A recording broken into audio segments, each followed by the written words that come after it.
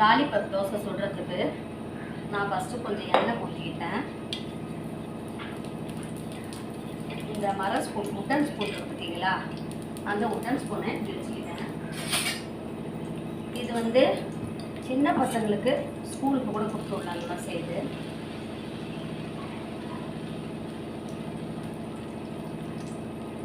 இன்னும் ஊற்றலாம். இப்போ லாலிபப் தோசைக்கு இது ரொம்ப டேஸ்டியாக இருக்கும், வித்தியாசமாக இருக்கும். பசங்களுக்கு ஸ்கூலுக்கு கூட கொடுத்து விடலாம் அந்த மாதிரி. அடுத்தது வந்து நான் வந்து கார சட்னி பண்ண போகிறேன். அதனால் ஒரு வெங்காயம் அரிஞ்சிக்கிறேன்.